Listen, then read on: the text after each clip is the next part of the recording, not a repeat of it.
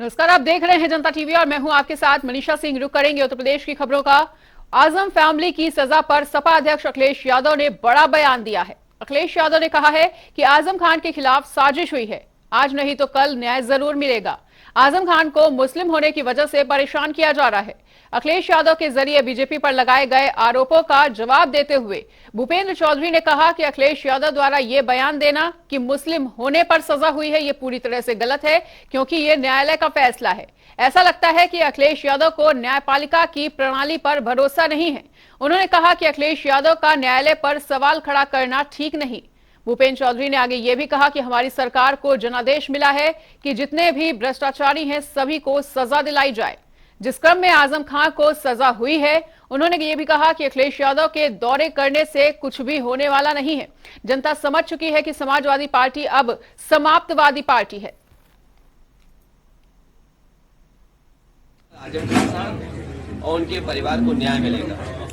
उनके खिलाफ बड़ी साजिश है, बड़े षड्यंत्र हैं और साजिश षड्यंत्र का ही परिणाम है कि आज उन्हें इस तरह की सजा का सामना करना पड़ रहा है। और उन्होंने यूनिवर्सिटी बनाई और बीजेपी के लोगों का कहना है, बीजेपी के अंदर के लोग हैं, जो अंदर लोग बैठे हैं, उन तक ने कहा कि आजम खान साहब मुसलमान हैं, इसलिए उन्हें इस तरह की सजा का फेस करनी पड़ रही है। संवैधानिक व्यवस्थाओं का, कानून का उल्लंघन करके, कानून को ठेंगा दिखाकर एक फर्जी मार्कशीट बनाकर अपने बच्चे बेटे की, उसे नाबालिग होते हुए, उम्र कम होने के बावजूद भी उन्होंने चुनाव लड़वाया, विधानसभा में भेजा। तो निश्चित रूप से आजम खान जी का जो स्वभाव है, वो उस स्वभाव के अनुसार ही उन्होंने इस देश की संवैधानिक व्यवस्था को चुनौती देकर वो अपने, लेकिन वो चुनाव तो जिता ले गए, लेकिन जो उन्होंने अनैतिक काम किए थे वो सब न्यायपालिका के विषय संज्ञान में थे और सरकार ने सारे साक्ष्य उठाकर माननीय न्यायालय के समक्ष प्रस्तुत किए हैं और उसी का परिणाम है कि न्यायालय ने, माननीय न्यायालय ने सारे साक्ष्यों को सही मानते हुए उन्हें सजा दी है। और मैं निश्चित रूप से कह सकता हूं, हमारे यहाँ कानून का राज है और न्यायपालिका ठीक प्रकार से पूरा परीक्षण करके सारे विषयों का माननीय न्यायालय ने आदेश दिया है। हम सब लोग उसका स्वागत करते हैं। उनके पास विकल्प है, वो हाई कोर्ट जा सकते हैं, सुप्रीम कोर्ट जा सकते हैं, संविधान उन्हें अधिकार देता है। जिस तरह से अब ये दुखद है, अखिलेश जी कई बार संविधान की शपथ लेकर विधानसभाओं में, लोकसभा में और माननीय मुख्यमंत्री के रूप में उन्होंने शपथ संविधान की ली है। अगर संविधान के प्रति और माननीय न्यायालय की प्रति उनकी ऐसी सोच है तो इस पर मैं कोई टिप्पणी नहीं करूंगा। प्रणाली और न्याय प्रक्रिया साफ सुथरी तथ्यों, प्रमाणों और सबूतों के आधार पर माननीय न्यायालय में निर्णय लिए जाते हैं। आजम खान साहब के बेटे की जन्मतिथि के दो प्रमाण पत्रों के आधार पर कार्रवाई हुई थी, जिसमें निष्पक्ष विवेचना भी हुई थी। आरोप पत्र न्यायालय पेश किया गया था और न्यायालय में सभी साक्ष्यों और सबूतों के आधार पर, गवाही और सारे निष्कर्ष के आधार पर दोषी पाया गया और उसके आधार पर लोगों को सजा देने का काम हुआ है।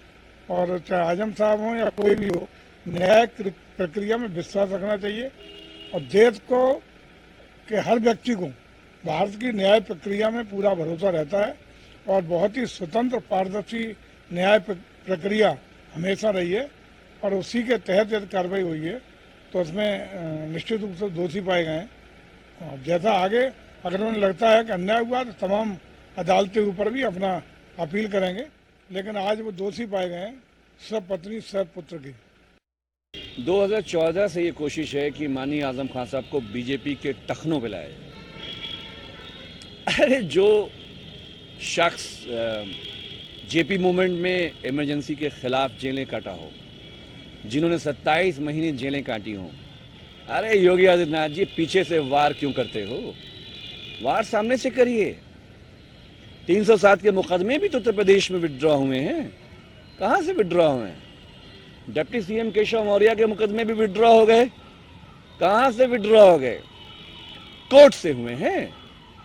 तो माननीय आजम खान साहब को गिराना आपकी राजनीतिक विरासत आरएसएस की भी दम बस की बात नहीं है कि आप उनको गिरा देंगे। आप लालू जी को गिरा देंगे, आप आजम खान साहब को गिरा देंगे। अरे जितने भी आपने कैसे फजील ठोके, क्या हुआ? सभी मामलों में हाई कोर्ट से, सुप्रीम कोर्ट से उनको छूट मिली है, बेलें मिली हैं उसी अदालत में। तो हमें अदालत पे विश्वास है, और जैसे ही हमारी वकीलों की जो टीम है आजम खान साहब की, वो लोग तय करेंगे और हम आगे जाएंगे।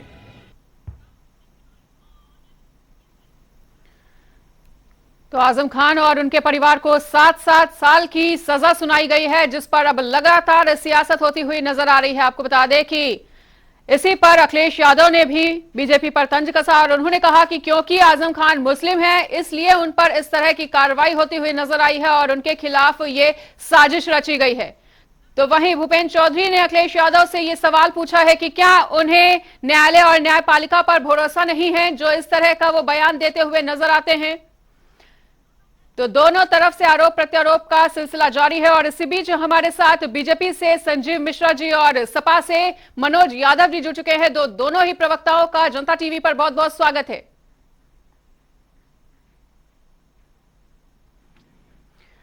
संजीव जी, क्या आवाज आ रही है आपको? हाँ, आवाज आ रही है आपकी?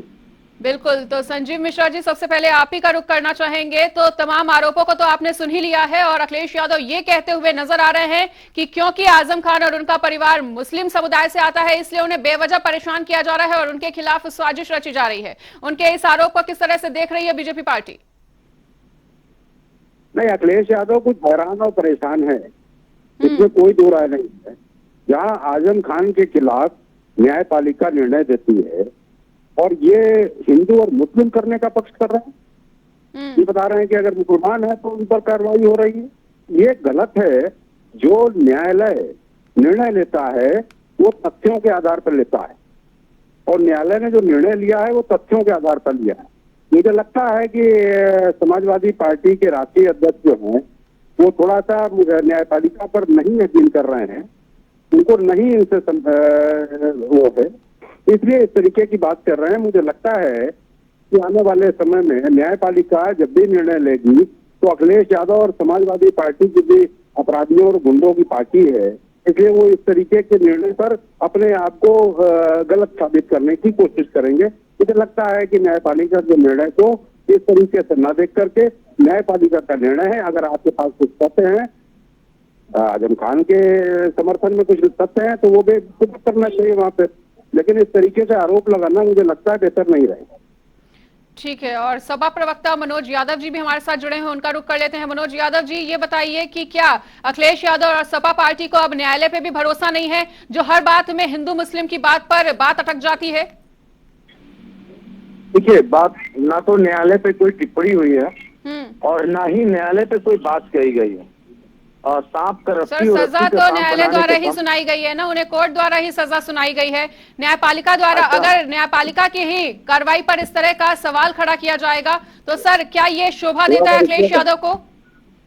तो मैं आपसे एक सवाल पूछना चाहता हूँ। आकाश सक्सेना रामपुर का बीजेपी का विधायक है, उस व्यक्ति को सर जो मुद्दा है उसी पे रहिए ना, सर जो मुद्दा है उसी पे रहिए। बिल्कुल सुनिए, संजीव मिश्रा जी ने और भूपेंद्र चौधरी जी ने जो बातें कही है उन पर अपनी प्रतिक्रिया दीजिए। सुनिए, हम आपकी आवाज बन के नहीं टीवी पे आए हैं आपकी बात सुनने के लिए, हम सत्य और तथ्य रखने आए हैं। हम ये जानना चाह रहे हैं कि आकाश सक्सेना को कौन सी बीमारी है जो आजम खान साहब के खिलाफ इतने मुकदमे लगातार लिखवा रहा है, क्यों, क्या कारण है? वो तो बीजेपी का है, वो तो दूसरी पार्टी का नहीं है, वो तो न्यायालय नहीं है, वो क्यों लगवा रहा है इतने मुकदमे और सरकार के इन्फ्लुएंस में लिखवा रहा है? 100 मुकदमे किसी राजनेता पे लिख दिए जाएंगे? कौन सा भारत में दूसरा नेता बताइए आप मुझे जिसके खिलाफ 100 मुकदमे लिखे गए हों? कैबिनेट मंत्री हो, विधायक हो, सांसद हो, सेंट्रल में मिनिस्टर हो, मुख्यमंत्री हो, प्रधानमंत्री हो, किस पर 100 मुकदमे लिखे गए? लेकिन और एक इकलौते आजम साहब है, इकलौते आजम साहब है इस पूरे देश में। ठीक है मनोज यादव जी, मनोज यादव जी आपकी बात को सुना हमने। सीधी सी बात है, क्या ये बात शोभनीय है कि क्योंकि वो मुस्लिम है इसलिए उन्हें इस तरह की कार्रवाई का सामना करना पड़ा है और इसलिए उनके खिलाफ साजिश रची जा रही है? क्या ये बयान कहीं से भी शोभनीय है या समझ में आने वाला है? मैं आपको एक बड़ी सिंपल सी थ्योरी समझा दे रहा हूँ, आपको भी समझ में आ जाएगा। ये कनेक्ट कहाँ से करता है, किस जगह से करता है। आजम साहब ने जो यूनिवर्सिटी बनाई है, उस यूनिवर्सिटी को ट्रस्ट के माध्यम से चलाया जा रहा है। ट्रस्ट का मतलब होता है, अगर कोई यूनिवर्सिटी ट्रस्ट से चल रही है तो वो प्रॉफिटेबल नहीं है, वो कमाऊ वाली यूनिवर्सिटी नहीं हो सकती है। वो जनता के बच्चों की सेवा के पर्पज से ही बनी होती है। अगर जितने भी कॉलेज ट्रस्ट से चल रहे हैं या जो भी संस्थाएं ट्रस्ट से चल रहे हैं, उसको चैरिटी कहा जाता है। मैं एक बात पूछना चाहता हूं, इस पूरे प्रदेश में सैकड़ों नहीं हजारों विद्यालय कमर्शियल चल रहे हैं, जिनकी फीस करोड़ों करोड़ों रुपए पूरे एक बच्चे की डिग्री लेने में खर्च हो जाती है। कहीं जांच होती है क्या?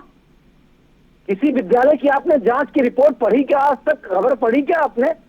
कुछ नहीं है। सिर्फ आजम साहब को इस नाते परेशान किया जा रहा है कि हिंदू मुस्लिम का एंगल बनेगा इससे, और बीजेपी को बड़ी आसानी रहेगी कि देखो हम मुसलमान को परेशान कर रहे हैं, अगर आप हमको वोट दोगे तो हम ऐसे ही मुसलमानों को परेशान करते रहेंगे और हिंदुओं तुमको 5 किलो राशन देके मूर्ख बनाते रहेंगे। सिर्फ इतनी सी पूरी बीजेपी की स्ट्रेटेजी है, इसी के कारण उनको परेशान किया जा रहा है। संजीव जी भी कुछ कहना चाह रहे हैं, उनकी भी सुन लेते हैं। संजीव जी रखें अपनी बात। सुनेंगे। देखिए, गुंडों और अपराधियों की कोई जात नहीं होती। गुंडा तेरा मुख्यमंत्री, गुंडा तेरा उप मुख्यमंत्री, इस तरीके की लैंग्वेज, गुंडा तेरा दूसरा वाला उप मुख्यमंत्री। एक एक करके अपनी बात को रखें। ये बदतमीजी की बातें अगर होंगी तो मैं नहीं इससे बिल्कुल सही बता रहा हूँ। मर्यादा में रह के बातों को रखें सर। दोनों ही प्रवक्ता मर्यादा में रह के अपनी बातों को रखें। संजीव मिश्रा जी, एक लाइन में आपका रिएक्शन। फिलहाल आजम खान तमाम मुद्दों पर अपराधी साबित हो रहे हैं, उनको न्यायपालिका सजा दे रही है।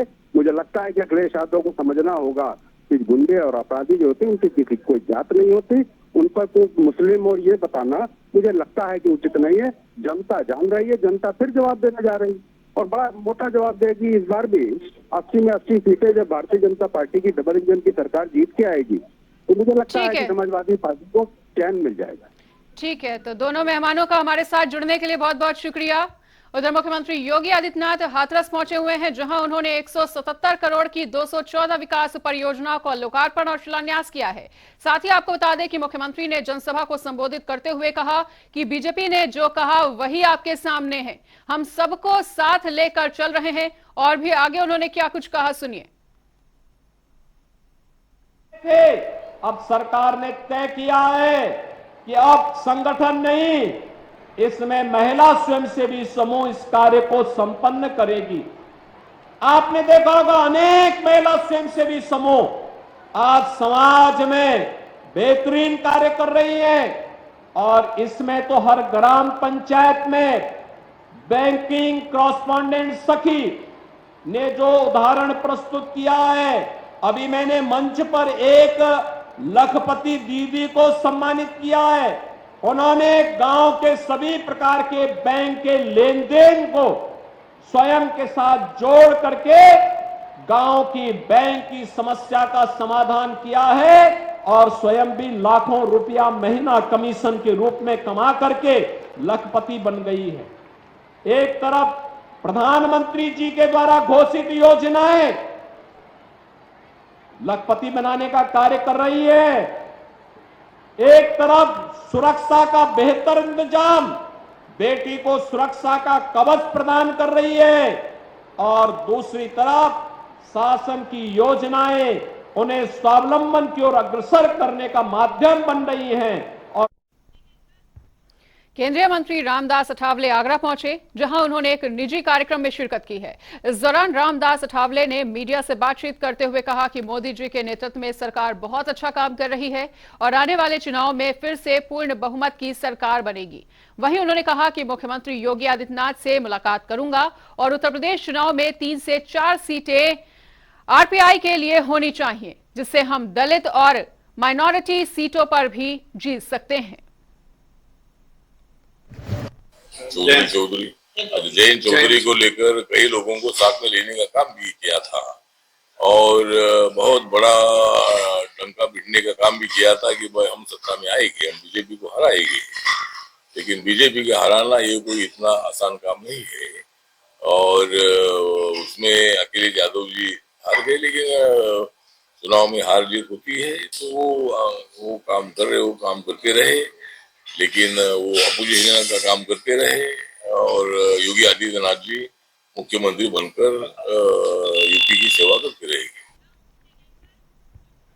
केंद्रीय राज्य मंत्री बीएल वर्मा का बयान सामने आया है और उन्होंने कहा कि प्रधानमंत्री नरेंद्र मोदी की विश्वकर्मा श्रम सम्मान योजना देश के लाखों लोगों को लाभान्वित करने वाली योजना है। विश्वकर्मा श्रम सम्मान के अंतर्गत टूल किट, ट्रेनिंग और 3 लाख तक का लोन भी दिया जा रहा है। और साथ ही मंत्री बीएल वर्मा ने कहा कि इसी विषय को लेकर आज कार्यशाला का आयोजन भी किया गया है। कार्यशाला में विश्वकर्मा श्रम सम्मान का लोग लाभ उठा रहे हैं और इसी पर अब चर्चा भी होगी। 17 सितंबर को विश्वकर्मा जयंती के अवसर पर लॉन्च करने का काम किया है और ये पीएम विश्वकर्मा योजना इस प्रकार की है जो पारंपरिक जो गुरु शिष्य परंपरा भी रहती है। लोग अपने हाथों से, हुनरबंदी से, उंगलियों से, अपनी योग्यता से पीढ़ी दर पीढ़ी लगातार जो काम करते आ रहे हैं, इस प्रकार के 18 प्रकार के ट्रेड उनके लिए 3 लाख रुपए तक का सस्ते ब्याज पर केवल 5% पर ऋण दे करके उनको स्वावलंबी बनाना और इस गुरु शिष्य परंपरा को जो पीढ़ी दर जो चली आ रही है उसको मजबूत करना और साथ ही साथ आज आधुनिक युग में आधुनिक तरीके से अपनी इनकम को बढ़ा करके वो अपने लिए, परिवार के लिए और इस देश के लिए कुछ कर पाए ठीक प्रकार से। इसलिए आदरणीय प्रधानमंत्री जी ने ये पीएम विश्वकर्मा योजना, जिसमें 3 लाख रुपए तक ऋण की व्यवस्था की गई है और 18 प्रकार के ट्रेड हैं, उन 18 प्रकार के ट्रेड के लिए तो यहाँ पर इसकी कार्यशाला, जिसमें आदरणीय प्रधानमंत्री मोदी जी ने इस प्रकार का जो किसी योजना का लाभ नहीं ले पा रहे थे, ऐसे लोगों के लिए इस योजना को लॉन्च करने का काम किया है। और इसी के साथ आप लोग कर लेते हैं 4 मिनट में 18 मंडलों की खबरों का। सहारनपुर में मेरी माटी मेरा देश कार्यक्रम का हुआ आयोजन, निकाली गई अमृत कलश यात्रा। मेयर डॉक्टर अजय कुमार सिंह ने कार्यक्रम को बताया खास।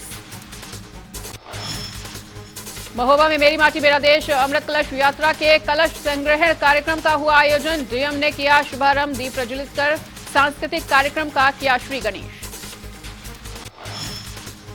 आगरा में रेलवे लाइन पर हुआ हादसा, मालगाड़ी के नीचे बच्चे को लेकर कूदी महिला, हादसे में महिला की मौत, बच्चा घायल। लखनऊ के सिसैंडी में तेज बुखार और डेंगू का कहर जारी, बीमारी की चपेट में आया पूरा परिवार, मामले में प्रशासन बेसुध।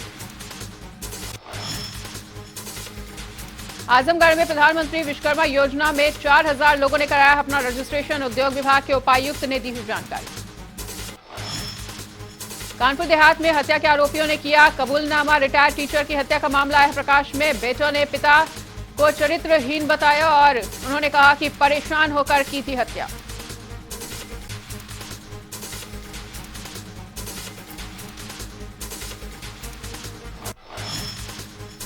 मिर्जापुर में पुलिस की पशु तस्करों से मुठभेड़, एक को लगी गोली, दूसरा फरार। 8 पशु सहित एक देशी तमंचा और एक पिकअप वाहन बरामद।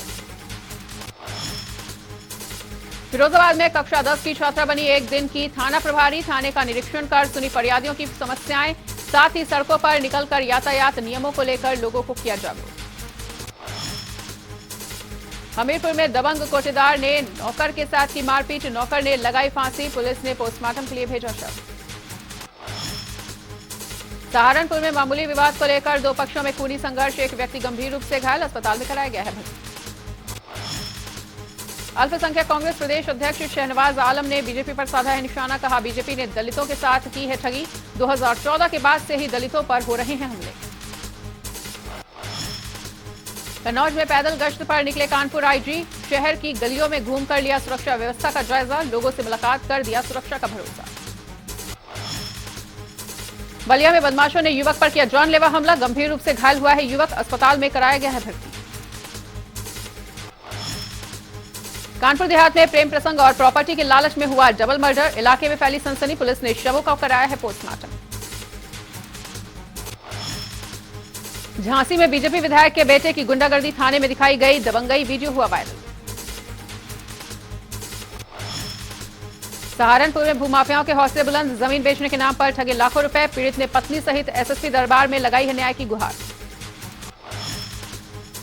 बदायूं में एआरटीओ कार्यालय में लगी आग, मची अफरा तफरी, दमकल की गाड़ी ने आग पर कड़ी मशक्कत के बाद पाया है काबू।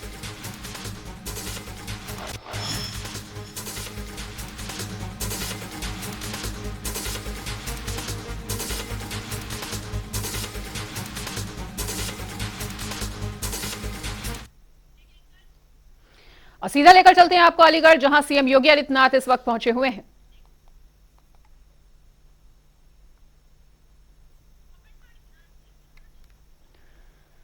तो अनुसूचित जाति सम्मेलन में शिरकत करने के लिए सीएम योगी आदित्यनाथ अलीगढ़ पहुंचे हुए हैं और अलीगढ़ से ये लाइव तस्वीरें आपको दिखा रहे हैं, जहां नुमाइश मैदान में सभा का आयोजन किया गया है और इसी सभा में सीएम योगी आदित्यनाथ ने शिरकत की है।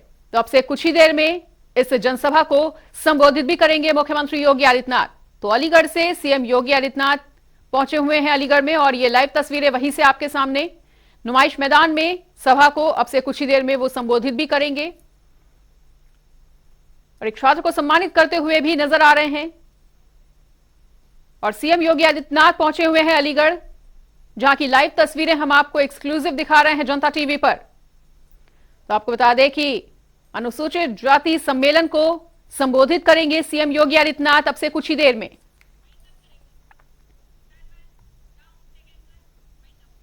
और यहां पर रुकेंगे एक छोटे ब्रेक के लिए। खबरों का सिलसिला लगातार जारी है, देखते रहिए जनता टीवी।